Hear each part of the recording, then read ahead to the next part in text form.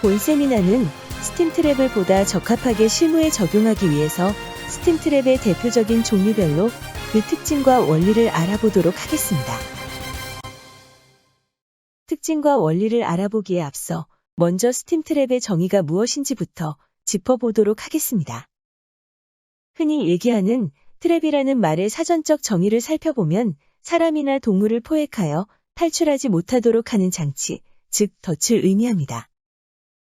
그렇다면 스팀 트랩은 어떤 종류의 덫이라 할 수 있을까요? 우리는 스팀 트랩을 다음과 같이 정의할 수 있을 것입니다. 스팀 트랩이란 스팀과 응축수를 구별하여 아직 열 전달이 이루어지지 않은 스팀은 배출되지 않도록 차단하고 가지고 있던 열을 다 전달하고 액체로 환원되어진 응축수와 스팀 시스템 내에서 나쁜 영향을 미치는 공기와 비응축성 가스는 차압에 따라 배출하는 자동 밸브가 됩니다. 쉽게 말해서 스팀 트랩은 스팀은 가둬둔 채 물과 스팀 이외의 기체를 배출하는 덫이라고 볼 수 있습니다. 스팀 트랩에서 스팀이 새나가게 되면 에너지 손실이 발생할 것이며 응축수가 제대로 배출되지 못한다면 해당 스팀 사용 장비 측에 열 전달에 지장이 생겨 생산성이 떨어질 것입니다. 우리가 스팀 트랩을 사용하는 가장 본질적인 이유는 이렇게 스팀이 새거나 응축수가 정체되는 문제를 해결하기 위함일 것입니다. 스팀 트랩은 정의에서 언급되었듯 자동 밸브의 일종입니다. 따라서 구조 또한 밸브 구조와 비슷합니다. 다만 자동 밸브라는 말에서 알 수 있듯이 스팀 트랩은 자기 스스로 조작하기 위한 부분인 조절기라는 구동부가 포함되어 있습니다. 현대의 여러 스팀 트랩은 다양한 조절기를 이용하여 제작되는데 바로 이 조절기의 종류에 따라 스팀 트랩을 구분하게 됩니다. 전 세계적으로 현대식 스팀 트랩은 대표적으로 화면에 보이는 5가지 종류의 스팀 트랩이 주로 사용되고 있습니다. 모두가 각각 서로 다른 조절기를 가지고 있으며 그 조절기의 명칭을 따서 스팀 트랩 종류의 이름이 불려지고 있습니다. 디스크 트랩이라고도 불리우는 서모다이나믹, 볼 후로트, 버케트, 압력 평형식, 바이메탈 이상 5가지 스팀 트랩은 크게 3가지 작동 방식으로 나뉘게 됩니다. 스팀과 응축수의 속도차를 이용하는 서모다이나믹 방식, 스팀과 응축수의 밀도차를 이용하는 기계식 방식, 스팀과 응축수의 온도차를 이용하는 온도 조절식 방식, 이상의 3가지 작동 방식 중 최소한 하나 이상의 방식을 이용하게 됩니다. 스팀 트랩은 각각의 종류별로 스팀이 가진 열 에너지를 활용하는 데에 약간의 차이가 발생합니다. 일반적으로 산업에서는 스팀이 가진 열 에너지 중 잡열이라는 에너지를 이용하게 되는데 기계식 스팀 트랩과 서모다이나믹 스팀 트랩은 스팀의 포화 온도에서 배출될 수 있습니다. 반면에 온도 조절식 스팀 트랩은 스팀의 포화 온도보다 훨씬 낮은 온도 지점에서 응축수 배출이 가능합니다. 그로 인해 온도 조절식 스팀 트랩은 응축수가 가진 현열 에너지의 일부를 더 사용할 수 있다는 장점을 가집니다. 하지만 응축수의 온도가 일정 온도에 도달할 때까지 배출되지 못하고 트랩 전단에 정체할 수밖에 없다는 단점도 동시에 갖게 됩니다. 앞으로 가장 대표적인 스팀 트랩 5종류에 대해 좀 더 깊게 이해해 보도록 하겠습니다. 먼저 압력 평형식 스팀 트랩에 대해 알아보겠습니다. 압력 평형식 스팀 트랩은 스팀과 응축수 간의 온도 차이를 이용하여 작동하는 온도 조절식 스팀 트랩 중 하나에 해당됩니다. 압력 평형식 스팀 트랩은 이름에서 알 수 있듯이 바로 압력 평형식 캡슐을 조절기로 활용합니다. 압력 평형식 캡슐은 얇은 금속 판막 내부에 휘발성 액체를 봉입하여 제작합니다. 화면에 보시는 그림은 그러한 압력 평형식 캡슐의 단면을 나타내고 있습니다. 왼쪽은 캡슐 주변의 온도가 낮을 경우를 보여주고 있으며 오른쪽은 캡슐 주변 온도가 높을 경우를 보여줍니다. 주변 온도가 차가운가 뜨거운가에 따라 캡슐 내부의 휘발성 액체, 즉 그림상 노란색 부분의 최적이 변화되는 것을 보실 수 있습니다. 압력 평형식 스팀 트랩은 주변 온도에 따라 휘발성 액체가 증발하여 팽창하거나 또는 차가운 온도에 의해 액화되면서 수축되는 원리를 이용합니다. 간단한 영상을 통해 작동 원리를 조금 더 쉽게 이해해 보겠습니다. 트랩 내부에 흐르는 유체가 차가울수록 파란색, 뜨거운 경우 붉은색으로 표현되었습니다. 압력 평형식 캡슐 내부에 황색에서 적색으로 색이 변하면서 표현되고 있는 봉이 백체의 체적 변화에 따라 트랩의 밸브가 열리고 닫히는 것을 보실 수 있습니다.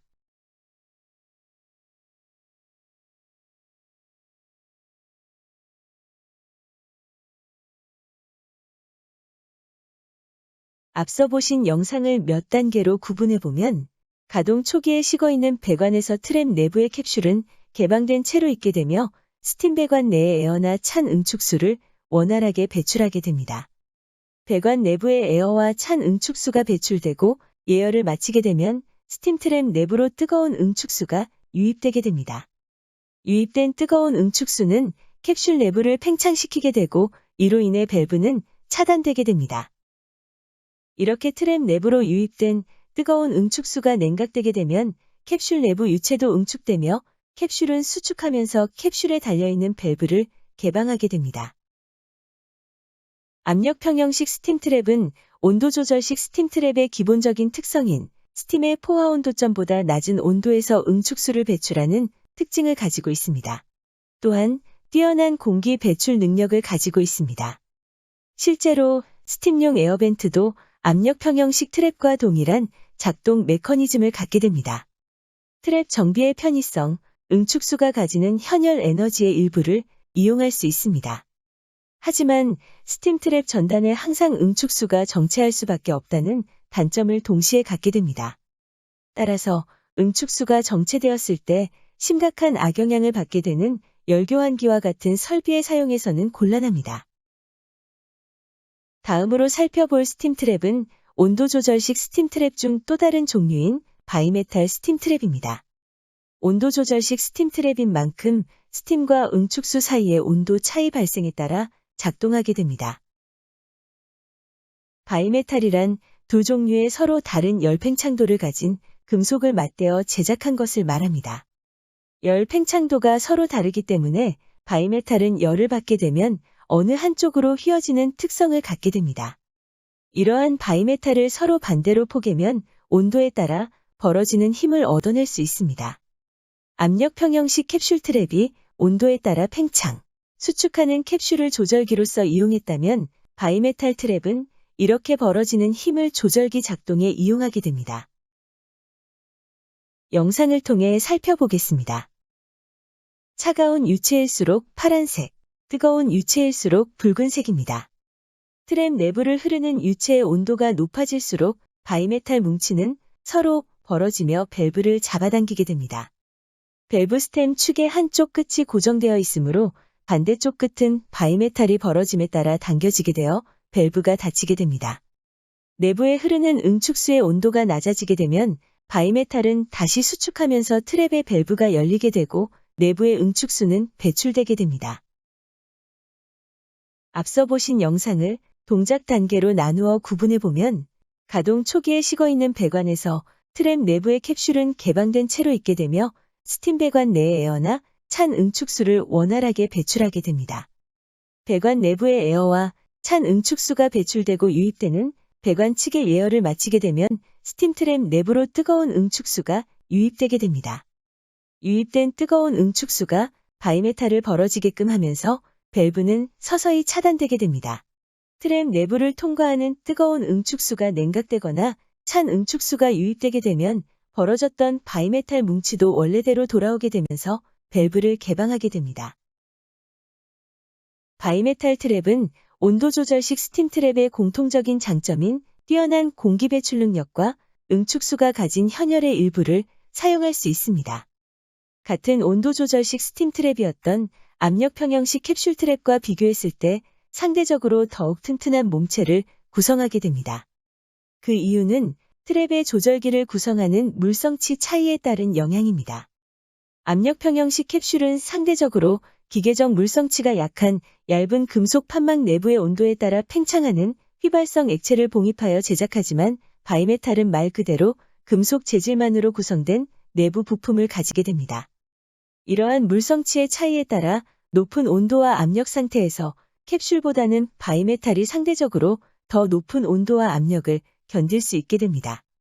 하지만 반면에 압력 평형식 캡슐에 비해서 조절기 주변의 온도에 따라 동작하는 반응성은 훨씬 느린 특징을 갖고 있습니다.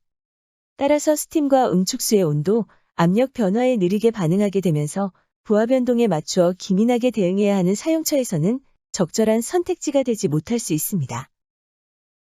세 번째로 살펴볼 스팀 트랩은 볼 후로트식 스팀 트랩입니다. 이름에서 예상할 수 있듯이 볼 후로트 스팀 트랩의 조절기는 볼 후로트가 됩니다. 화면에 보는 것과 같이 트랩 내부에는 구체 형태를 띠는 볼 후로트가 내장되어 있는데 이 볼 후로트 내부에는 기체가 채워져 있습니다. 그에 따라 볼 후로트는 상대적으로 밀도가 큰 물과 같은 유체가 내부로 유입되게 되면 부력에 의해 떠오르게 됩니다.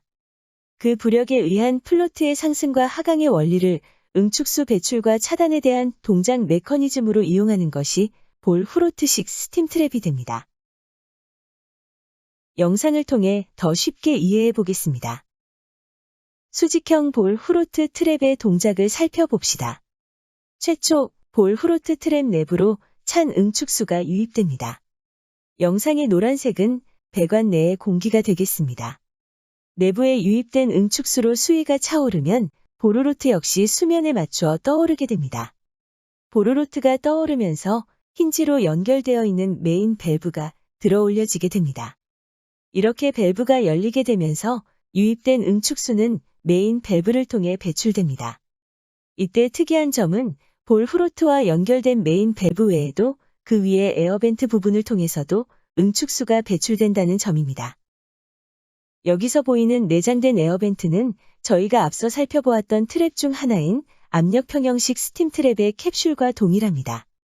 압력 평형식 캡슐은 주변 온도가 낮으면 수축되어 열려있기 때문에 가동 초기에 배관 내의 에어의 배출을 담당하고 초기 응축수 유입 시 배관 시스템 예열로 식어버린 찬 응축수가 유입되는 경우에는 응축수의 배출도 담당하게 됩니다. 배관 개통의 예열 과정이 끝나고 높은 온도의 응축수가 유입되거나 스팀의 유입이 시작되게 되면 위쪽의 내장 에어벤트는 팽창되어 에어벤트 측 오리피스를 닫게 됩니다. 따라서 이 시점에서 유입되는 응축수는 오로지 볼 후로트 측의 메인 밸브를 통해서만 배출되게 되며 응축수 부하량에 따라 얼마나 많이 뜨고 가라앉는가에 따라 밸브에게도 면적이 비례하여 조절되게 됩니다. 앞서 보신 영상을 동작 단계로 나누어 간단히 정리해 보겠습니다. 스팀 시스템 초기 가동 시 배관 내에 존재하던 에어는 트랩 내부 에어벤트 캡슐을 통해 배출됩니다. 시스템을 예열하며 관행각되어 유입되는 찬 응축수는 에어벤트 쪽과 볼 후로트 메인 밸브 쪽 양측 모두를 통해서 배출됩니다. 이후 예열을 마치고 난 정상 부하의 운전 상태에서 볼 후로트 트랩의 내장 에어벤트는 닫혀 있게 되고 유입된 응축수에 의한 수위 수준에 따라 볼 후로트 측 메인 밸브를 통해 응축수만 배출되게 됩니다. 볼 후로트 스팀 트랩의 특징은 응축수가 발생되는 즉시 연속적으로 배출하는 특성을 가장 먼저 꼽을 수 있습니다. 이를 통해 공정 설비 측의 사용 시 다른 어떤 트랩보다 최적화된 운전을 할 수 있게 됩니다. 플로트의 수직적인 레벨에 따라 오리피스의 밸브 궤도가 달라지는 작동 메커니즘 때문에 압력 및 유량의 급격한 변동에도 영향을 덜 받게 됩니다. 또한 트랩 내부에 자동 에어벤트를 내장하고 있기 때문에 공기 배출 능력도 확보하고 있습니다. 큰 사이즈의 제품도 제작이 가능하다는 구조적인 특징을 가질 수 있습니다. 이를 통해서 대용량의 열교환기와 같은 스팀 사용처에서도 하나의 트랩으로 다량의 응축수를 처리할 수 있게 됩니다. 단점으로는 빈결에 의한 손상 가능성이 있으므로 보온을 필요로 하며 트랩 사용처의 전후단 압력에 따라 서로 다른 내부 부품을 사용하므로 차압의 범위별로 적절한 모델을 사용하지 않으면 정상적인 트래핑 동작이 되지 않을 수 있으니 주의해야 합니다. 네 번째로 살펴볼 스팀 트랩은 버켓식 스팀 트랩입니다. 버켓식 스팀 트랩은 스팀과 응축수의 밀도차를 이용하는 기계적인 방식의 작동 원리를 가진 트랩 중 하나입니다. 뒤집어져 있는 버켓 내부에 밀도가 낮은 기체가 있을 경우 물에 가라앉지 않고 떠오르게 된다는 점을 이용합니다.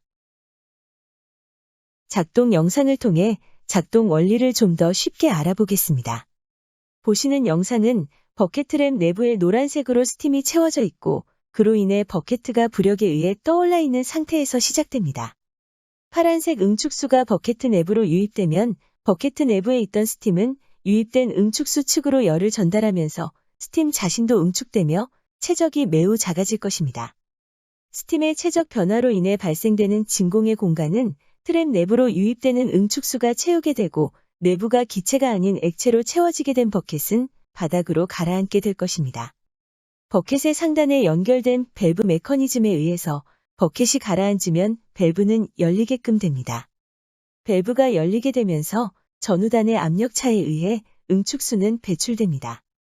트랩 전단으로부터 응축수 대신 스팀이 유입되면 버켓 내부를 스팀이 채우게 되면서 버켓은 부력에 의해 위로 떠오르게 되고 들어올려진 버켓에 연결된 밸브 메커니즘에 의해 오리피스는 닫히게 됩니다. 버켓 트랩은 위의 동작을 반복하며 응축수를 배출하게 됩니다.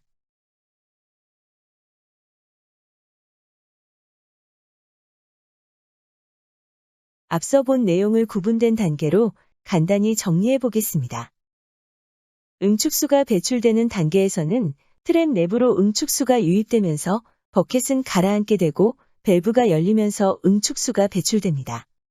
응축수 배출을 중지하고 스팀의 누출을 막는 단계에서는 트랩 내부로 스팀이 유입되어 버켓은 떠오르게 되고 밸브는 닫히게 되면서 스팀의 누출을 막게 됩니다.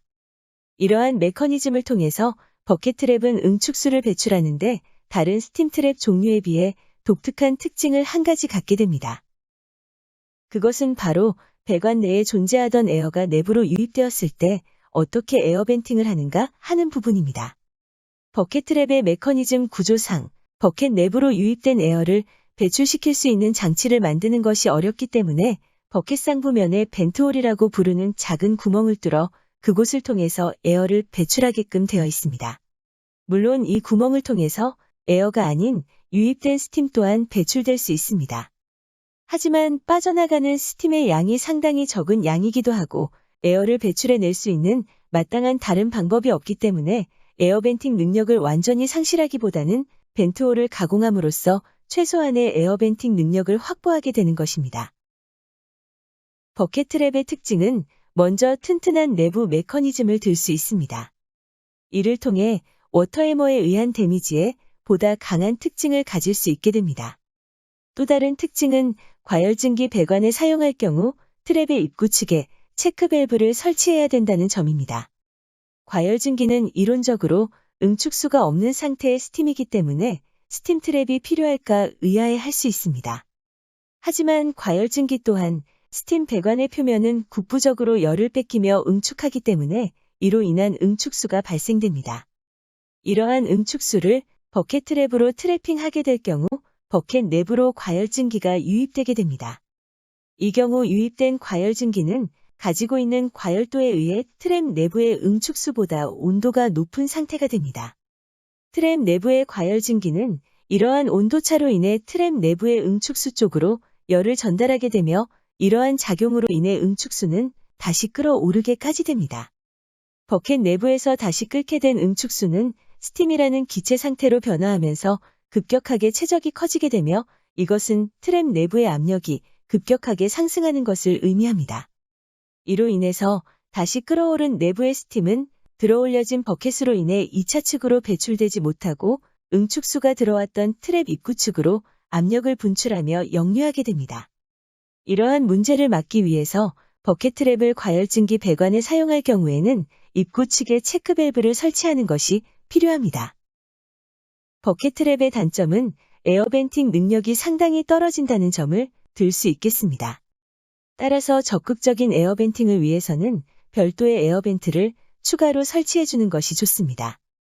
또한 버켓 트랩은 트랩 내부에 항상 일정량 이상의 응축수가 채워져 있어야 합니다.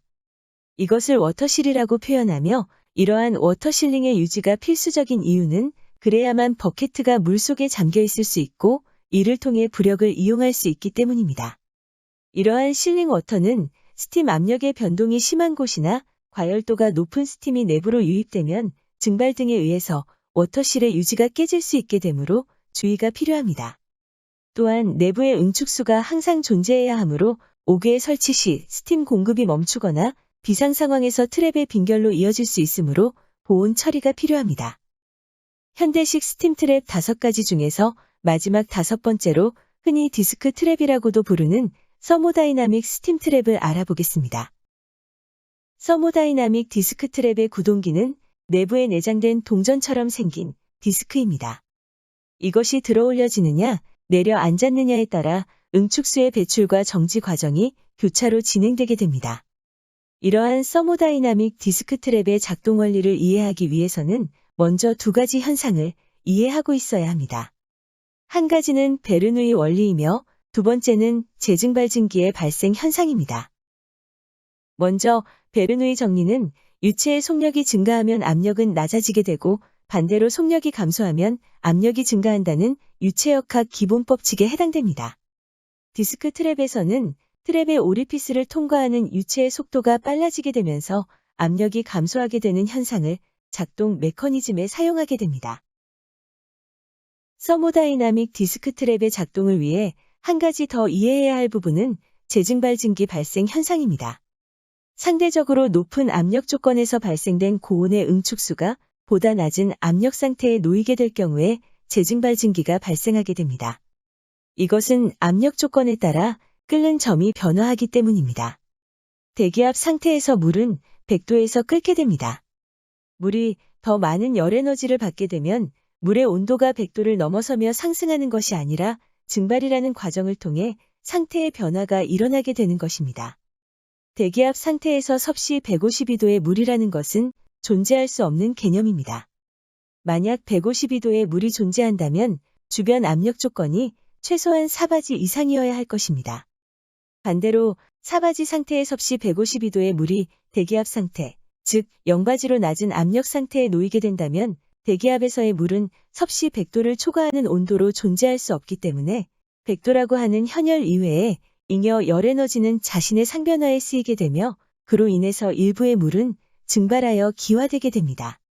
이렇게 생성된 증기가 바로 재증발증기입니다. 재증발증기는 보통 압력 차이가 클수록 더 많은 재증발증기가 발생됩니다. 작동 동영상을 보기 전에 먼저 동작 단계별로 구분하여 작동 원리를 이해해보고 연속되는 작동 영상을 통해 개념을 정리해보겠습니다. 첫 번째 그림에서 최초 찬 응축수가 트랩으로 유입되고 전후단 압력 차이에 의해 흘러갑니다. 디스크는 압력 차이에 의해서 들어올려지고 응축수는 오리피스를 통과하여 배출됩니다. 두 번째 그림에서 트랩 1차 측에서 유입되는 응축수의 온도가 점차 고온으로 유입되기 시작합니다. 고온의 응축수는 디스크 주변 챔버 공간의 상대적으로 큰 볼륨 공간에 도달하게 됩니다. 큰 볼륨 공간은 상대적으로 낮은 압력 조건 상태를 제공하게 되고 고온의 응축수에서 재증발이 발생합니다. 디스크 주변에서 재증발이 발생하면서 발생된 재증발증기의 일부는 디스크의 상부 공간으로 확산되고 일부 재증발증기는 오리피스를 통해서 트랩을 빠져나가게 됩니다. 하지만 오리피스의 면적은 응축수라는 비체적이 작은 액체가 배출되기엔 적정한 면적이었겠으나 재증발증기라는 큰 부피의 기체가 섞여 통과하기엔 단면적이 작을 수밖에 없고 이로 인해 오리피스를 통과하는 유속은 급격하게 빨라지게 됩니다. 앞서 다루었던 베르누이 원리에 의해서 디스크 하부에 위치한 오리피스 측 유체 통과 시의 급격한 속도 상승은 디스크 하부 구간의 압력의 하강으로 이어지게 됩니다. 따라서 디스크를 중심으로 하부 구간은 빠른 유체 통과로 압력이 떨어지고 디스크 상부 구간은 발생된 재증발증기의 일부가 확산되어 점유하게 되면서 재증발증기의 압력으로 하부 방향으로 누르는 작용을 하게 됩니다. 이로 인해 디스크는 아래로 이동하며 오리피스를 눌러 막게 됩니다. 눌린 디스크로 인해 막히게 된 오리피스로 트랩은 닫힌 상태가 지속됩니다. 세 번째 그림과 같이 디스크 챔버 내부의 재증발증기는 트랩 몸체를 통해 외부의 대기 중으로 방열을 일으킵니다. 방열이 진행되면서 챔버 내부의 재증발증기는 물로 응축되어 갑니다. 증기라는 큰 비체적을 가진 기체에서 작은 비체적의 응축수로 변화되면서 디스크를 누르는 힘이 급격하게 상실됩니다. 반대로 트랩 1차 측에서는 여전히 높은 압력으로 디스크를 들어올리는 힘을 가하고 있게 됩니다. 결국 네 번째 그림과 같이 어느 순간에는 디스크의 상하부에서 가해지는 힘의 차이에 의해서 눌려있던 디스크는 들어올려지고 그 사이 트랩 전단에 축적된 응축수는 다시 배출을 시작하게 됩니다. 방금 살펴본 작동 원리를 연속된 시뮬레이션 영상을 통해서 살펴보도록 하겠습니다. 파란색의 차가운 응축수가 트랩의 전후단 압력 차이에 의해 흘러갑니다. 유입되는 응축수의 온도가 고온으로 바뀌면서 디스크 챔버라는 큰 볼륨 공간에 도달한 고온의 응축수는 낮은 압력 상태에 놓여 재증발이 발생됩니다. 재증발 증기의 일부는 디스크 상부 공간으로 확산되고 일부는 오리피스를 통해 트랩을 빠져나갑니다. 재증발 증기가 오리피스를 빠른 속도로 통과하면서 디스크 하부 구간의 압력이 떨어집니다. 디스크 상부 구간은 재증발 증기가 점유하면서 하부 방향의 압력으로 작용하고 디스크는 아래로 이동하며 오리피스를 누르는 형태로 막고 있게 됩니다. 디스크 캡의 외부 방열에 의해 챔버 내부의 재증발 증기가 응축되면서 디스크를 누르는 압력을 상실하면 그간 축적된 응축수는 다시 배출되게 됩니다. 서모다이나믹 디스크 트랩은 이러한 사이클의 반복을 통해 응축수를 처리하게 됩니다.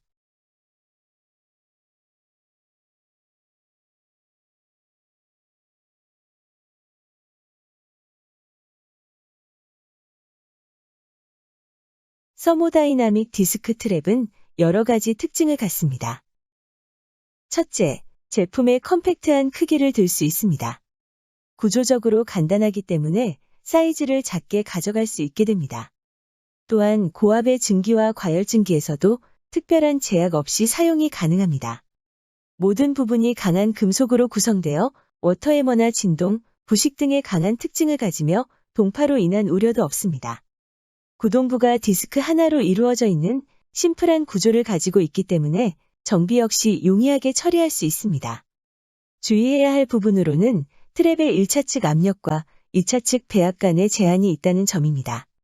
디스크 트랩은 앞서 작동 원리에서 살펴보았듯이 재증발 증기가 발생해야만 정상적인 작동이 가능합니다.